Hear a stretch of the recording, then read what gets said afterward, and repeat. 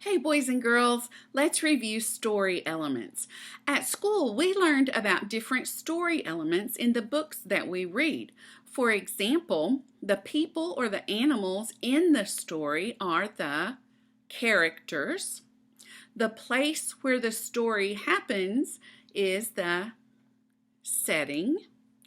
And most stories have a problem and then a solution or how the problem gets fixed.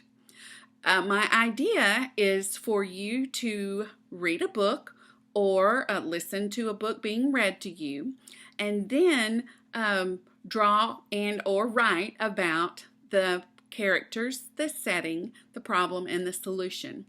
The book I've chosen to read is Mo the Dog in Tropical Paradise. It's by Diane Stanley and Elise Primavera.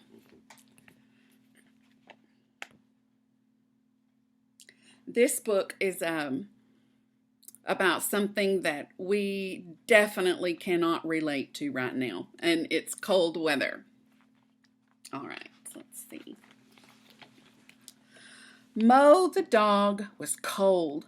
His breath turned to ice on his whiskers. His ears were warm, but his earmuffs gave him a headache. "I can't stand this," he said to his best friend Arlene. "A whole week's vacation to sit around and freeze." "I can't stand it either," Arlene mumbled through her muffler. "Let's take in a movie." So they trudged through the snow to see what was playing at the Roxy. It turned out to be a double feature, Polar Voyage and Whales of the Arctic. Halfway through the first feature, the heat broke down. "Can you believe this?" groaned Mo. His popcorn had frozen solid. The movies were not a good idea. They left. Outside, a vendor was selling pretzels and hot cocoa. The cocoa sounded like just the thing, so they both had some. A marshmallow stuck to Arlene's nose and froze there. Mo laughed. Arlene cried. Mo said he was sorry and gave her a hug. They got the marshmallow off Arlene's nose. "This day is going from bad to worse," said Mo. They stopped in front of a travel office. In the window was a poster. It showed a white sand beach with palm trees. "Now that's what we need," said Mo. "Which would be best, Tahiti, Hawaii, or the Bahamas?" Arlene grinned. "Tahiti, definitely." Now look, boys and girls, at this poster, there's a word on there. Aloha. That gives us a hint where this poster is talking about, and that is Hawaii. They went outside and talked to the travel agent inside. He told them how much it would cost. Mo sighed. "Maybe some other time," he said. "I'm feeling pretty discouraged," Arlene said in a discouraged-sounding voice. "I'm going home." They said goodbye. On the way home, a truck splashed Mo with slush. That's a mixture of snow and ice. Then he slipped on an icy patch on the sidewalk. The snow came down more heavily in big, wet flakes. Mo was not a happy dog. When he got home, Mo filled up his bathtub with warm water and slid down in it up to his chin. He left out the bubble bath because it reminded him of the snow. The feeling began to return to his toes. He thought about palm trees, beaches, and sunshine. Then he had a wonderful idea. He got dressed and pulled some things out of the attic. Then He went to Hugo's Building Supply and Rembrandt's Art Shop and the grocery store.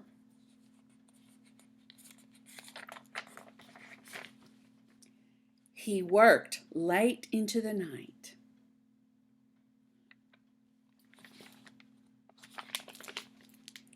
The next morning, he called Arlene. "Hi, Arlene," he said. "It's me, Mo, calling from Tropical Paradise." "Wow," said Arlene, who had a generous heart. "Lucky you. What's it like?" "It's warm," said Mo. "There's a gentle breeze. I just went swimming. Now I'm having a drink by the pool. I have sand between my toes." "Oh, Mo," said Arlene, sneezing, "that's wonderful." "Yes, it is," said Mo. "Say, Arlene, do me a favor, will ya? I left in a hurry, and I think I left the lights on in my house. Would you go by and check for me?" "Sure, Mo," said Arlene. "Oh, and Arlene," Mo added, "bring your swimsuit." "That's weird," thought Arlene. Arlene slipped her suit into her purse and put on her coat and boots. She walked through the snow to Mo's house. The lights were on. She unlocked the door. "Surprise!" said Mo. "Welcome to Tropical Paradise. Care for a swim?" he asked. The next day, Arlene brought flowers, calypso music, and shells. They set up a volleyball net and had a tournament. Arlene made a sarong out of a bed sheet, and she looked very fetching in it. They read books, danced the limbo, and built a sandcastle. Mo and Arlene spent all week in Tropical Paradise, and neither of them got a sunburn.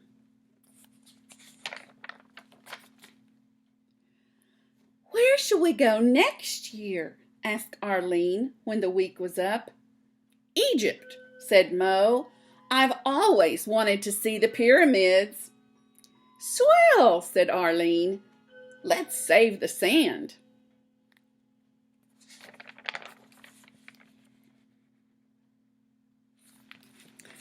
Okay, so let me show you what I've done and an idea of what you can do after you read a book or after a book is read to you. I divided my paper into 4 parts. Up here, I drew the characters. I even wrote the word characters. There's Mo and Arlene. I'm not a super artist, and your pictures don't have to look fantastic either. You just try your best. And then the setting took place in several different places in our story, so I chose 2. This is the movie theater, and that's supposed to be Whales of the Arctic. And then this is the palm tree and Mo in a beach chair in his house. So I did the characters, the setting. On the bottom, I did the problem. That's money, and I put a big Ghostbuster circle and a slash. They had no money. And then the solution to the problem was that Mo had this great idea, and he did this super creative thing and turned his house into a tropical paradise. I wasn't sure exactly how I would draw that, so I chose to just write words on that part.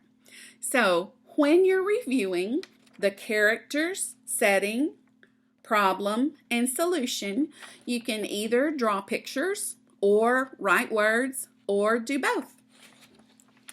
I hope you guys read a really great book and enjoy reviewing story elements.